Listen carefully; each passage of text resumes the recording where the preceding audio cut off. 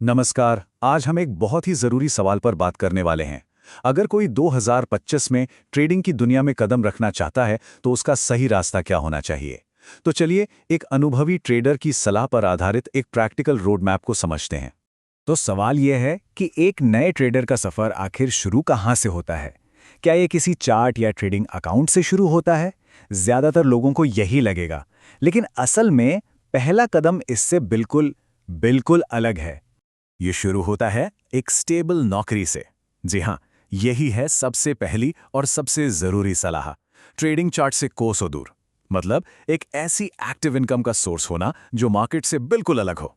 ये एक तरह से आपका फाइनेंशियल सेफ्टी नेट है, जो आपको तुरंत पैसा बनाने के प्रेशर से बचाता है। तो आज हम इस पूरे सफ़र को कुछ हिस्सों में देखेंगे। सबसे पहले बात करेंगे स्थिरता की नींव की, फिर देखेंगे कि अपना ट्रेडिंग का मैदान कैसे चुनें, उसके बाद असली मैदान में उतरने से पहले प्रैक्टिस कितनी ज़रूरी है, और फिर जब असली बाजार में कदम रखेंगे तो क्या करना है, और आखिर में पूरे साल भर का सफ़र कैसा दिखेगा। तो चलिए शुरू करते हैं पहले हिस्से से, स्थिरता की नींव। ये वो पार्ट है जो ट्रेडिंग सीखने के लिए एक सही माहौल बनाने के बारे में है।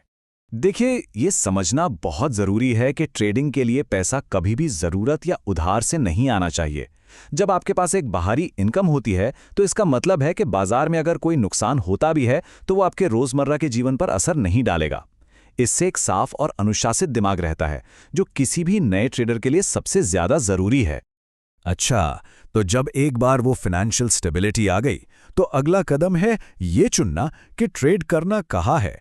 ऑप्शंस तो बहुत सारे हैं और ये कंफ्यूज भी कर सकते हैं, लेकिन नए ट्रेडर्स के लिए सलाह बहुत ही साफ और सीधी है। तो यहाँ दो रास्ते हैं। एक है इक्विटी ट्रेडिंग, यानी शेयर बाजार, जो कि भारत में पूरी तरह कानूनी और रेगुलेटेड है। इसे ही शुरुआत के लिए सुझाया जाता है।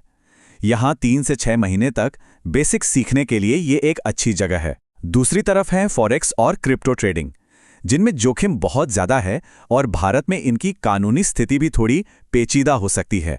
इसलिए किसी भी नए ट्रेडर को पहले साल इनसे दूर रहने की ही सलाह दी जाती है। तो जब सेगमेंट चुन लिया, यानी इक्विटी ट्रेडिंग, तो अगला स्टेप है डीमैट अकाउंट खुलवाना। भारत में शुरुआत करने के लिए ये 3 ब्रोकर्स काफी अच्छे और यूजर फ्रेंडली माने जाते हैं: ग्रो, ज़ीरोधा और एंजल वन।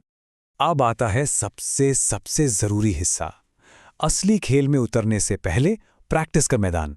और ये वो जगह है जहां असली लर्निंग शुरू होती है, वो भी बिना एक भी रुपया दांव पे लगाए। इसे कहते हैं पेपर ट्रेडिंग। मतलब आप असली लाइव मार्केट चार्ट पर नकली पैसे से ट्रेडिंग की प्रैक्टिस करते हैं।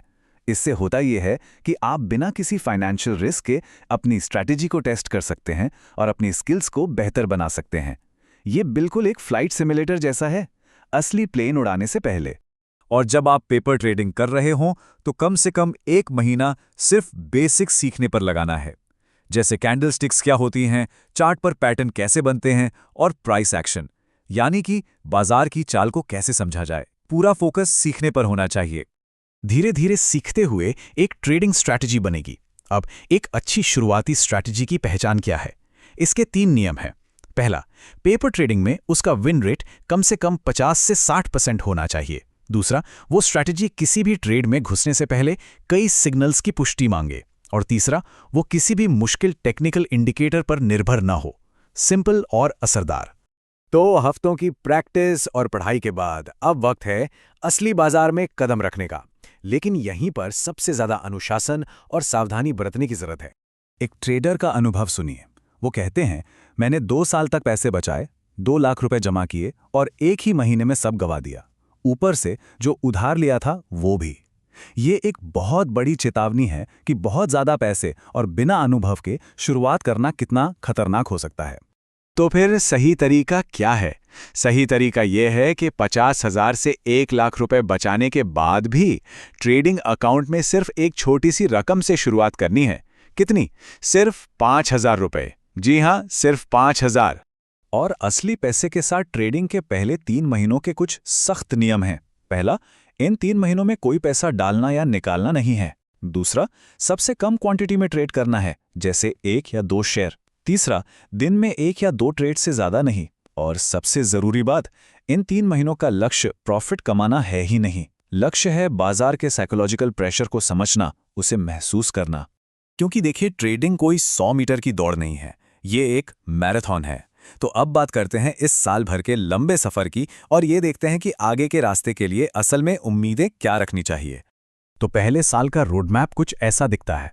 पहले 1-2 महीने सिर्फ सीखने और पेपर ट्रेडिंग में जाएंगे, फिर अगले 3 से 5 महीने बहुत कम पैसे से असली ट्रेड करने में, और साल के आखिर तक मतलब 6 से 12 महीने तक सिर्फ अनुभव लेने और अपनी साइकोलॉजी को मजबूत बनाने पर फोकस होगा। प्रॉफिट की बात तो दूसरे साल से शुरू होगी, मतलब पहले साल प्रॉफिट का तो सोचना भी नहीं है। और इस बात के लिए तैयार रहना होगा, लगातार मुनाफा कमाने में 1 साल से भी ज्यादा लग सकता है। पहले 1-2 साल सिर्फ सीखने के लिए होते हैं, भले ही इसका मतलब हो कि कोई मुनाफा ना हो या छोटे मोटे नुकसान हो। जिस ट्रेडर की ये सलाह है, उन्होंने खुद कहा कि उन्हें भी तीसरे साल में जाकर स्थिरता मिली, उससे पहले 2 साल तक वो नुकसान में थे।